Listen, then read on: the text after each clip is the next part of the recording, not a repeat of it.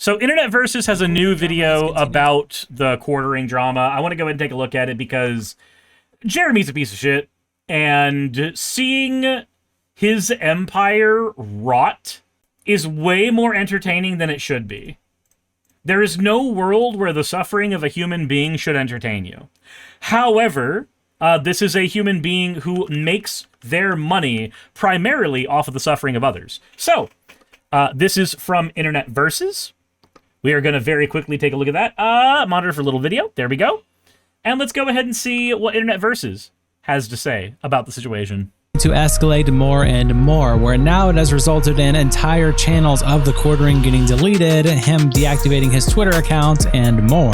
Jeremy started by announcing that all of his old live streams had mysteriously been deleted, and rushed to blame false flaggers for being the likely culprit. The entire channel for a podcast that Jeremy ran with two co-hosts Bearing and Count Dankula was also removed from the platform, resulting in Jeremy even DMing Bearing and blaming him for fanning the flames. However, after some surface level investigation, it was revealed that the channel wasn't flagged down, but rather manually deleted, including being deleted off of multiple platforms. Jeremy eventually admitted to being responsible, but blamed it on— Wait, hold on. He's the one who's responsible for all of his shit going down, but he was freaking out saying that other people were responsible for it? That's so stupid. He's so stupid. How do you be that stupid? I don't get it. What? On a miscommunication with his editor, saying he told his editor people were ruining his life with 10-year-old live streams and to delete everything, but he wasn't clear on what that actually meant. But there's lots to get into, so let's just jump in. Welcome to the Internet Versus the Quartering's deactivation. It starts when Andy Worski tweets out a screenshot of the Quartering, who's responding to a screenshot of Kino Casino, where they're adding Team YouTube, saying it's been a month since the clip channel was taken down, and Team YouTube responded saying their team is taking a closer look to ensure we provide the best resolution. Quartering quote tweets this by saying, "Please baby Jesus unban them. Surely the wrongful unending harassment will stop after. They were not banned for harassment, it was ban evasion. So maybe YouTube was wrong." And Worski replies, "No, Jer, we were not ban evading." Quartering decides to double down in threads. "There is no ban evading involved at all. You got us taken down unjustly." And Jelt replies, "He's wasted again. Typos galore." Attaching this reply to Quartering where "Have another Valorant drink, says, pal." "Have another drink, pal." And Quartering responded, "So if they are unbanned, you will stay being a bag?" And Valorant says, "I can't understand your drunken keyboard." Hold on, say here. This I didn't say it was your fault. I said I'm blaming you. This is why you need to have someone else run your channel. This is the reason why you need to have somebody else run your channels if you have a drinking problem. So that way when you get blacked out, you have to delete everything. Apparently it was his editor that did it though, so somebody else is running the channel. Board mashing. Raw Sauce Bro says, "He's such a disingenuous piece of shit. He really thinks we will believe that he had nothing to do with it. Still, to this day." Yuppie replies to Worski by saying, "You were 100% ban evading. The Kino Casino channel was made about 3+ years ago. You only recently got unbanned a couple months ago. That doesn't suddenly mean all the time the Kino Casino channel was active prior to the unban goes away." And Mr. Blitzy replies, "Except Andy didn't have ownership over the channel, dumbass." And Yuppie says, "Why are we pretending the channel called Kino Casino Clips isn't theirs? That it isn't a way to get around the ban? Both Ashton and Andy routinely call it their channel. I don't like the Quartering either, but let's not play dumb. It was their content." PPP tweets out, "Quartering refuses to just humble himself, take a simple L and move on. He flails and attacks other popular creators, worsening his position and burning bridges. Then deletes everything after looking incredibly weak and guilty. Not mentally well. Needs help. Sad." And Fresh replies to this screenshot of Jacob replying to Quartering saying, "It's my understanding that they weren't ban evading, am I wrong?" And Quartering says, "Okay, then let them be restored." And Ajax replies to PPP by saying, "He tried to go cold turkey and sober up over week, but over the weekend he couldn't take it anymore and relapsed hard. Never forget that he said drunk words were sober thoughts." More Quartering tweets were made and bad banner screenshots, some of them. We're here starting at the bottom. Bearing says, "Hey, the Quartering, are you going to acknowledge Tism?" And Quartering says, "What does this even mean? We gonna do a new episode? I'm ready." And then 30 minutes later, he tweets out, "Every live stream I have ever done has now disappeared from YouTube, and my podcast channel with 2 friends seems to have been banned. I'm sure it's totally not false flaggers and just a coincidence, but please take a moment to create a Rumble account and follow the Quartering there. Maybe it's—" Please take a moment to create a Rumble account. Please, please, please give me money. I need money now. Don't get me wrong. Don't get me wrong. I understand the feeling. I also need money, but Jesus Christ. it's a glitch and they will reappear, but based on everything going on, I'm not confident. And Joe Hydra replies, oh yeah, someone just happened to be able to get his live streams only removed, but not the videos off his channel. Seriously. And Randall Flag says he's so bad at this whole lying thing. If anyone was to false flag his channels, it would be ones like Jeremy Hambling and the Quartering channels he's still making money on and posting stolen content. Not all the dead channels that have evidence of who he is on them. Andy Worski quote tweets Bad Banners a screenshot by saying, Quartering deleted his YouTube channel with all the podcasts with Bearing and Count Dankula. He is now saying he was false flagged, when not only is there no evidence he was flagged, but we can see if someone was banned. He was tired of people using clips from there to felt him, but everything is archived already, Jer. And over on Jeremy's post, Shuonhead replies to it by saying, but we can see when a channel/video is flagged down versus when the owner deletes it themselves. Here is your Tism channel versus Kino Casino clip channel that was banned. Why lie about something like this? And we have this screenshot here that says this channel is not available, which is the Quarterings. And then we have this screenshot here for Kino Casino that says this account has been terminated for a violation of YouTube's terms of service. Then Bearing gets involved in the situation and posts this DM with the caption, how did we get simultaneously banned from YouTube and Rumble, the Quartering? Showing DMs of Quartering messaging Bearing saying, looks like the channel is gone. Thanks for fanning the flames, Bearing. Great friendship. And Bearing replies, what are you talking about? The channel hasn't been banned and has no violations whatsoever. All the videos have been deleted. I didn't do it. Dank didn't do it. That leaves you. Showing Jesus a screenshot Christ. of the Incredible Salt Mine channel with no copyright strikes and no guideline strikes. And Matt Jarbo replies, there's a high probability that you have a group of people working together in a Discord organizing mass flagging campaigns. And since you can easily create a brand new YouTube account in literal seconds, it's not difficult for an organized group of people to take down whole channels. In the direct aftermath of what happened with me, there was a Discord server run by Ralph with over 3,000 people that were actively organizing campaigns to go after my videos through— Wait, hold on. Is that Ralph from the Kill Stream? I haven't heard that name in so long.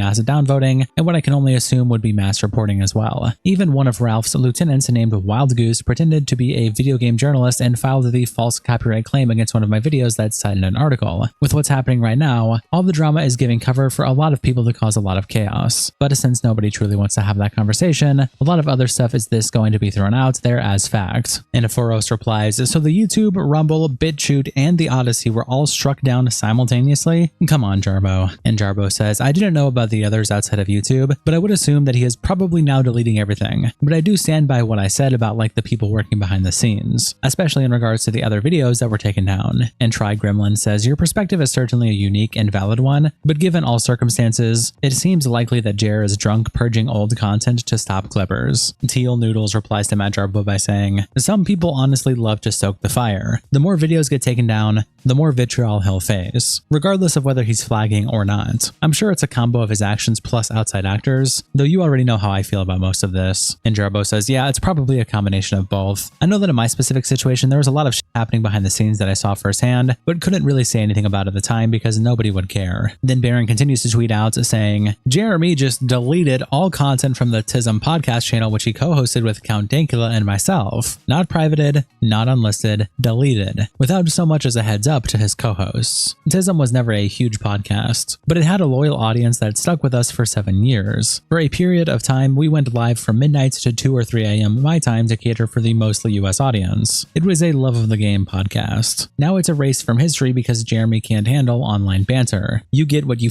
deserve. And Aiden Paladin replies, I remember how late it was for you to be on that show at the time. Man, every single time I see Aiden Paladin, I get these bad vibes, and I don't know why. I know nothing about their content, other than they seem to have, like, this air of being one of the normal queers or some shit.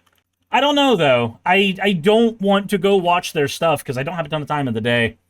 But I just get these weird vibes, is all. Doesn't mean anything. Nothing worth looking into. Just weird.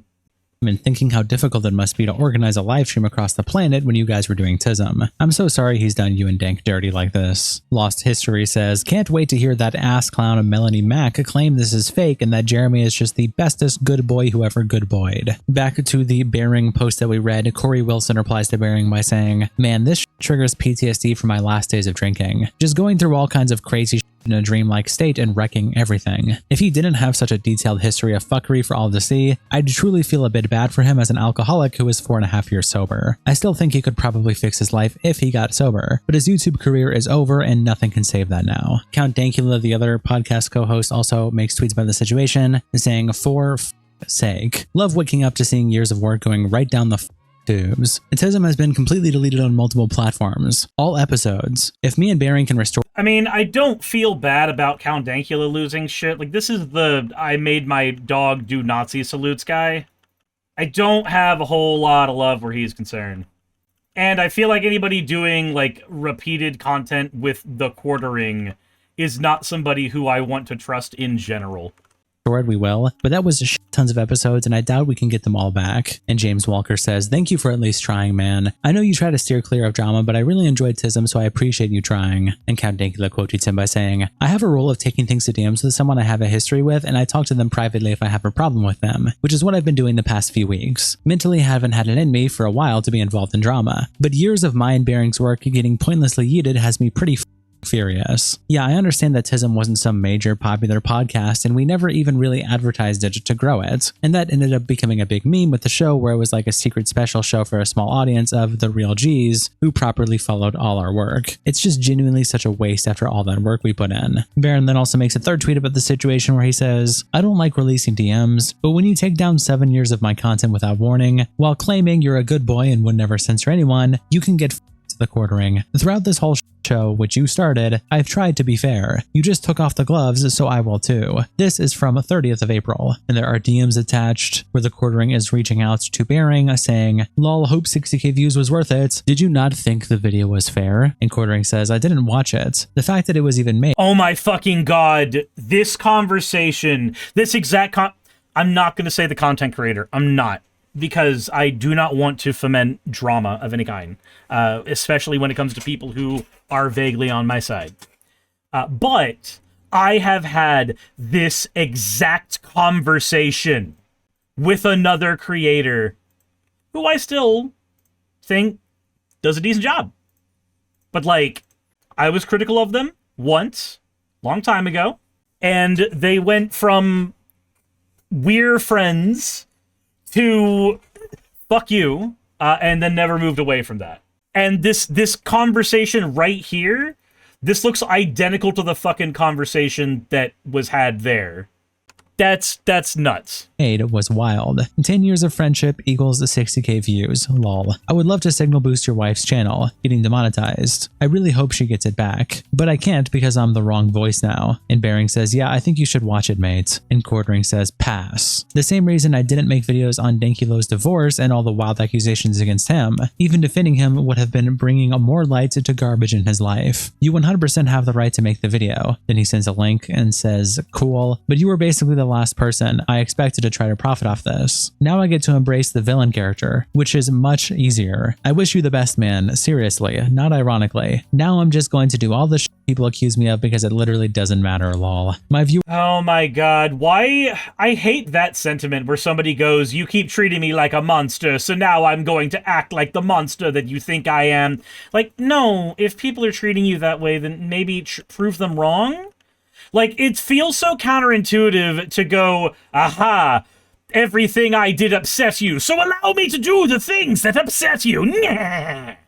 Like, what's the fucking point of that? That feels dumb. It feels so disingenuous and stupid.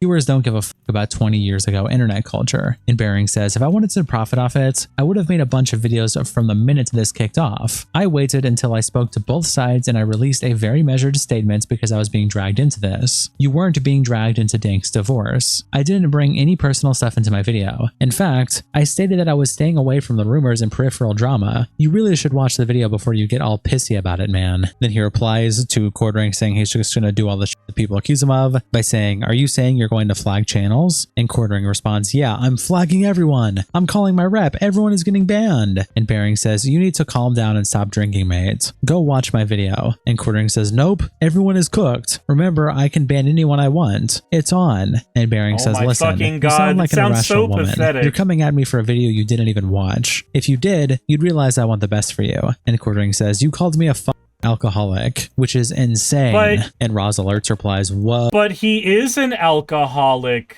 Like, I'm sorry that people want to take your baby bottle away because you've shown that you can't use it without getting in trouble. But, like, you are an alcoholic, Jer. So why do these people talk with this annoying cadence? Because they're annoying people. Annoying people sound like annoying people, turns out. Oh, this is genuinely a really bad look for the quartering. Mass flagging and copyright striking creators simply because they're criticizing or exposing you is not how you handle controversy, especially when people are already questioning the situation surrounding your coffee brand and business practices. Trying to silence videos instead of addressing the criticism directly only makes everything look even more shady and damaging publicly. Then blocking everyone because you don't like what are the oranges for. And Tyler Durpedin says, this absolute coward hid Shu's reply, showing the Shoe on Head tweet that we looked at earlier, comparing how a channel looks when it's banned versus deleted, and showing that the reply was hidden by the quartering. Joey Salads replies to Bearing's post by saying, what the f is wrong with this guy? How do YouTube reps even allow this maniac to get away with this? At what point does YouTube realize that the quartering is the problem and not everyone else? Crin Charge tweets says, he keeps proving the idea. You die a hero or live long enough to see yourself become the lol cow. Nina Infinity replies to Bearing by saying, you were so fair in your video. He didn't even watch it. You said he needed rehab just like I did, and he blocked me for that. He can't even admit he has a problem. It's sad. And Bearing also tweets out this screenshot of a quartering post where he says, I'm fairly certain all of the TISM episodes are still archived on BitChute, so when I get home I'll send them to the boys to re-upload. And Bearing says no, they are not on BitChute. A 404 page not found. This may also occur if a user has removed their own video. It looks like they've been permanently memory holed at the quartering. Then Madam Savvy tweets out some more screenshots with the caption, panic in real time. 3 tweets about re-uploading and making other people do the work. Jesus Who knows? Christ. Very odd. And we have multiple tweets here from the quartering in this screenshot. There's him saying everything is a... So, like, going through the effort of cataloging all of this sounds exhausting. Because this, it feels like some of the most terminally online drama you possibly could have. But I know that technically it's not, because the quartering's actions have directly contributed to real-world political shifts. Like, there are people who have their entire politics based built on, well, Jeremy said that shit. And then they'll try to argue that he's not, you know, the exact thing that his ideology says he is. So just check local weather, possible storms tonight. Oh, because the thing you were worried about earlier. Achieved, please re-upload, probably meaning to say archived. Him quote tweeting a post from Bearing that we read earlier saying, I fully approve all re-uploads. I don't know what the issue is, but yes, please re-upload. And then Hammock Enjoyer saying, whoa buddy, I really liked the Chisholm podcast back in the day. I wish all 3 of you guys the best. Hopefully Quartering can get his head out of his ass. And then Quartering saying, I hope it will all be back soon. Then she continues her thread saying, now the Quartering is blaming an editor. And we have this screenshot of Quartering quote tweeting his tweet that we read earlier, saying all his live streams disappeared, and now he says, looks like this is 100% my fault. I was not clear on videos I wanted my editor to delete. I am working to restore what I can, and I will give the boys all the episodes of TISM to re-upload 100%. I had just been testing a theory that live streams drag channels down. I should not send... Live streams do drag channels down. That's not a theory. That's been an understood thing forever. If you have a live stream that does not have as much to do with your main channel content, then it does drag your channel down. That's why most people who do like YouTube careers, with very, very few exceptions, if they have a live stream channel, it is very separate from everything else they do. Signal messages while driving to a baseball game. I just wanted to clear live streams from my main channel, not all channels. The only thing that matters is TISM really, and I'm pretty sure I have them archived somewhere. There's also this post by the quartering, which I screenshotted. I didn't see many people posting about this, but it is him saying, just got home from an amazing Brewers win. I had my editor delete live streams because they were dragging down the channels. Lost in the Mix was an old podcast from 2 years ago. There are several archives of it, and feel free to re-upload. People were using 10-year-old streams to try and ruin my life. And so I said, delete them all. My guy, you're the one who's ruined your own life. You're the one who actively said the things you said. You're the one that has actively done the things you've done. You're the one who's caused the pain you've caused. Like, the only person who's ruining Jeremy's life is Jeremy, and also his alcohol.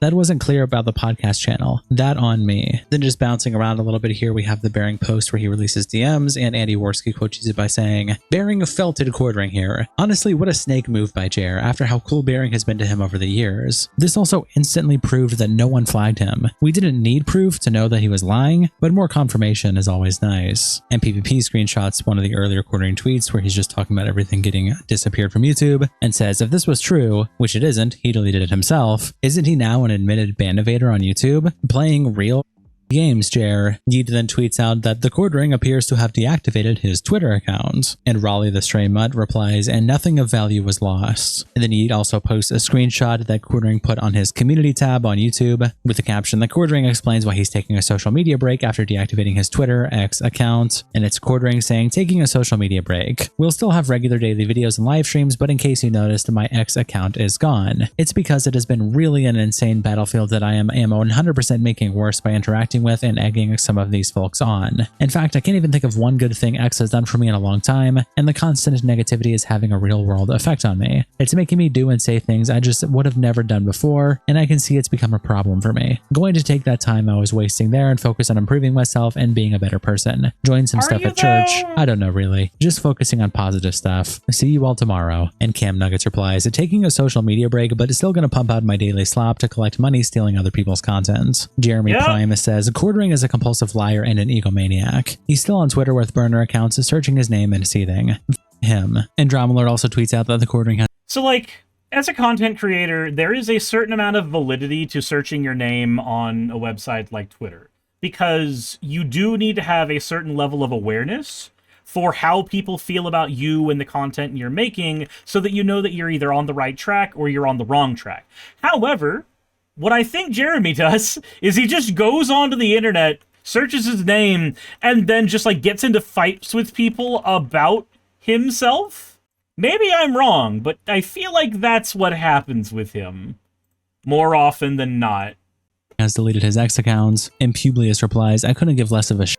The dude was we're probably better off now. Mook Juice quote tweets the post by saying, the anti-Indian influencers are getting their due one by one. Sword of Truth says, all TPUSA shills should.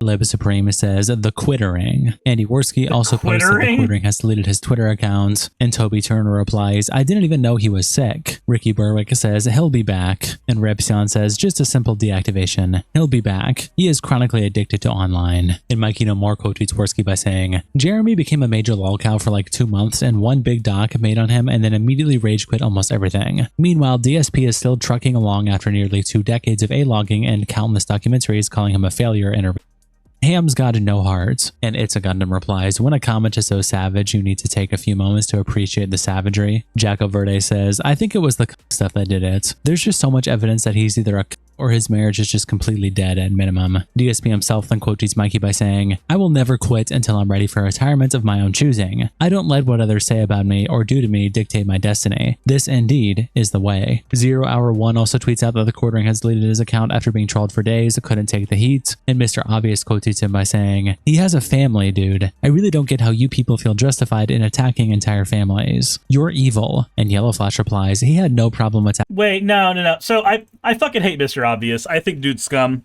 And there's one of the reasons as well. Like, yeah, Jeremy has a family, but he also attacks other people all the time. He attacks their families all the time. Like, what? Why should it matter that he has a family when that's not a courtesy that he's afforded to anybody else in his entire time on the internet? Like, his entire thing has been abject cruelty for years. I don't think there's any argument to be made in his defense that has any level of saliency. Attacking families when he ripped the income from the KC editors. He's a slimy snake pest. W. Keygod replies to Mr. Obvious by saying, his flagging literally took food off the Kino Casino's editor's table. What does this fat F have? Funko Pops? A dying coffee company? A bull his wife gets plowed by?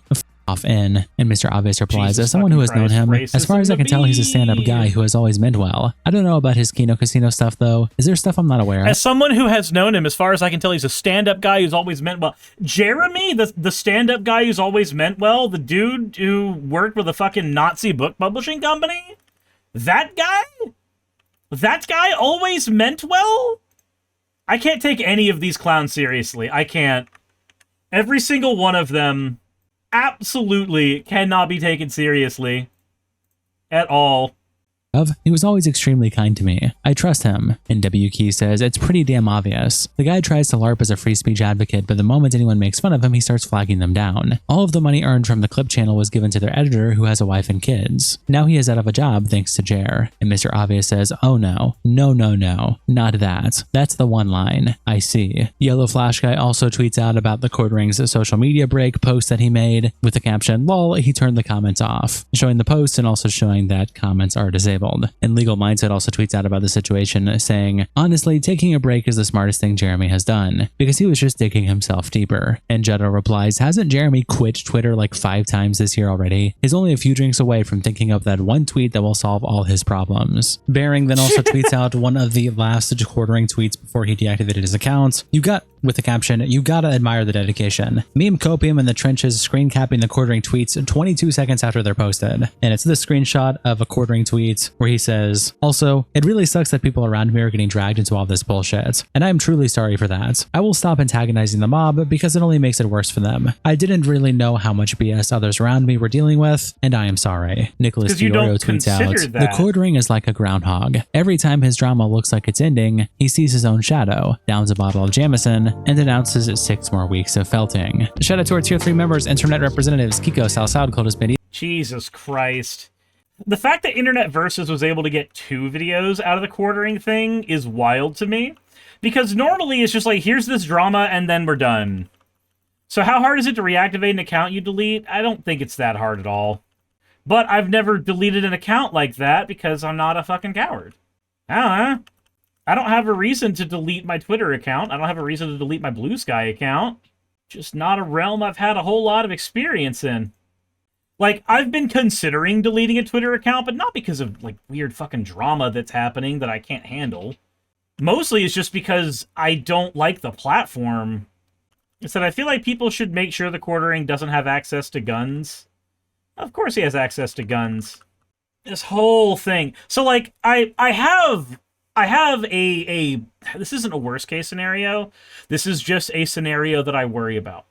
A scenario that I worry about is the Quartering going through all of this and then ultimately offing himself. And I worry about that because I don't want any human being to do that. I think that that is the last resort of the last resort because it is a decision you can never come back from. But one of the reasons I have that worry is because let me paint a scenario for you. There are people who cared about Charlie Kirk while he was alive. But I would argue that more people care about Charlie Kirk now that he's dead.